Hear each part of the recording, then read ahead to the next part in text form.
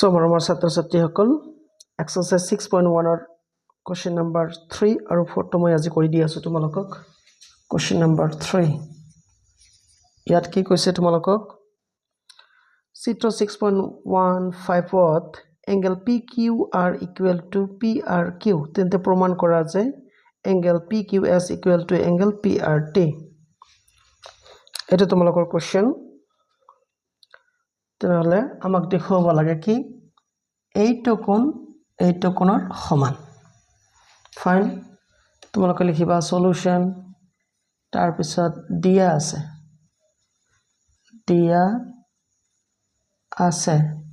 কি দিয়া আছে angle PQR is equal to angle PRQ এটিক তোমালোকে নাম্বার 1 দিয়া আচ্ছা which implies এতিয়া আমি কৰিম কি দুফালে 180 ৰ পৰা কোণ দুটাক আমি সাবট্ৰাক্ট কৰিম তেনহলে আমি লিখিব পাৰো 180 minus angle PQR is equal to 180 minus এটা ডিগ্ৰী কিন্তু দেই PRQ তাৰ মানে তোমালোকক মই বুজাব বিচাৰিছো ধৰি লোৱা A equal to B তেনহলে আমি কি লিখিব পাৰো 5 minus A equal to 5 minus B এইটো আমি লিখিব পাৰো সেই কাৰণে মই এনেকৈ লিখিছো আচ্ছা 180 কিয় লিখিছো তোমালোকে হয়তো গম পাইছা যে আমাৰ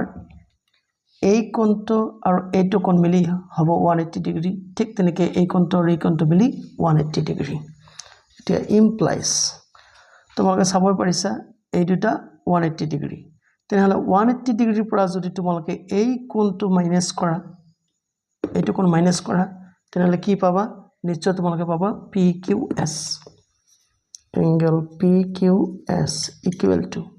ঠিক তেনেকৈ 180 ৰ পৰা যদি এই গোটেই কোণটো তোমালোকে মাইনাস কৰা তেনহলে পাবা তোমালোকে PRT angle PRT তেনহলে তোমালোকৰ হৈ গল proof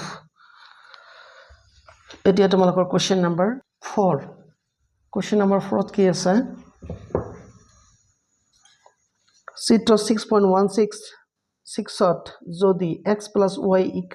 w + z তেন্তে প্ৰমাণ কৰা যে a ও b এডাল ৰেখা তোমালোকক দিয়া আছে কি দিয়া আছে x + y = w + z এটা তোমালোকক দিয়া আছে ফাইন তোমালোকে লিখিবা আমি জানো কি জানো এই সব কেইটা অংক x y z w এই সব কেইটা যদি তোমালোকে যোগ কৰা কিমান পাবা 360 ডিগ্ৰী তেনহলে আমি লিখিম x + y + w + z is equal to 360 degree which implies এটা তোমালোকে ব্র্যাকেট দিয়া এবাৰ ফাইন তেনহলে x + y লিখিলাই plus w + z এই w + z ৰ পৰিৱৰ্তে আমি লিখিব পাৰো x + y সেইকাৰণে আমি লিখিম x + y ইয়াতো ব্র্যাকেট দিয়া equal to 360 degree which implies x + y আৰু x + y সমান কিমান হ'ব 2x + y equal to তোমালোকে লিখিলা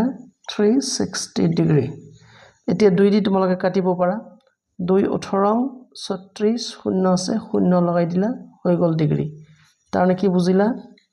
x + y = 180 ডিগ্ৰী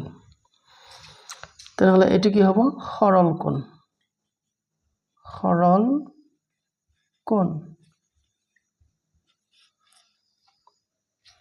কোনটো সৰল কোণ হ'ব